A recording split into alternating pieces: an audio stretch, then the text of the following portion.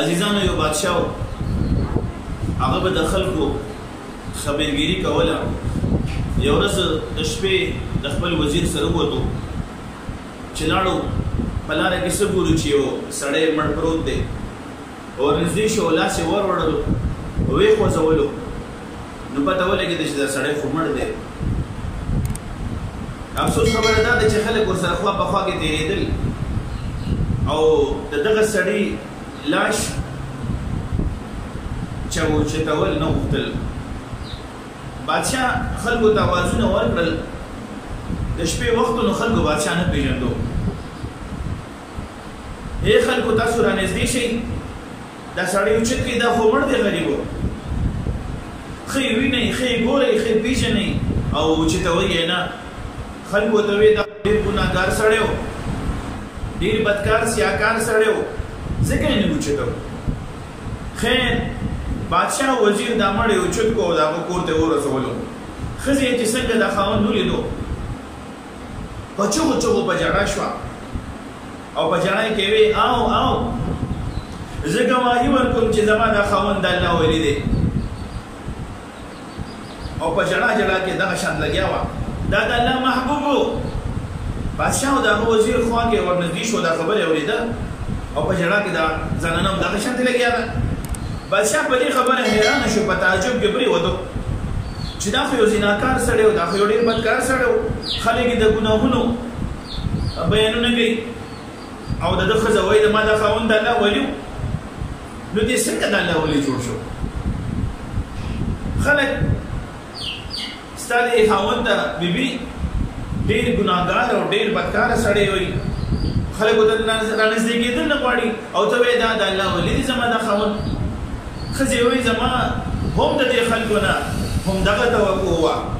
زما خاوند به روزانه شراب خانې ته تلو او شراب به یې اخیستل او چې کور ته به راغلو نو په یو کنده کې به یې هغه شراب توی کړل.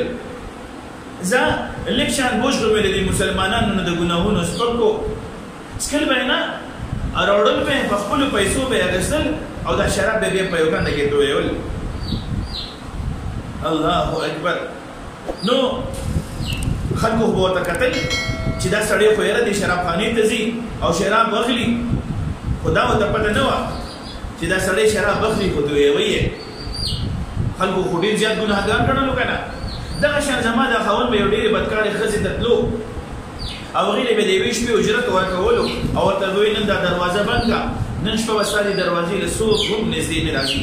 او سهار به راغللو چې سهار به شو نو زما دې خاوند به ما ته وی دغه زنانه الله جل جلاله نن زما په ذریعه د ګناهونو نه بچ کا او ډېر ځوانان هم د ګناهونو نه الله پاک زما په ذریعه باندې بچ کړ.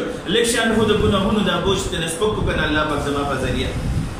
خلکو زما دا خاوند دغه ځایونو ته تلو باندې کتو، په راتلو باندې کتو، ځکه یې ورته په سپک نظر کتل، ځکه یې د ګناهګار په نظر ورته کتل.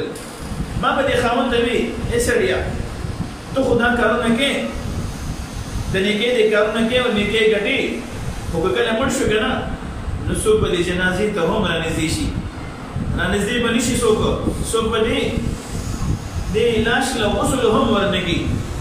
پته ده زما دې خاوند به ما ته وخندل او ویې یارېږه ما ای زما بیبي یارېږه ما په خپلو سترګو به ووینې چې زما جنازه به د وخت بادشاه کوي. ښه بادشاه چې دا ولیدو نو په ژړا شو او ورته یې وویل مورې ما بیس بدل کړی دی، زه بادشاه یم، زه په خپله بادشاه یم.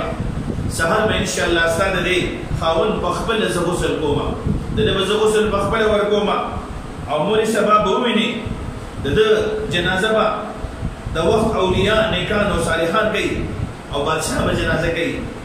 نیکو ګڼلم او بدو ګڼلم، زما عزتمندو څنګه چې د چا ظرف و هماغه شانې په ما باندې ګمان و.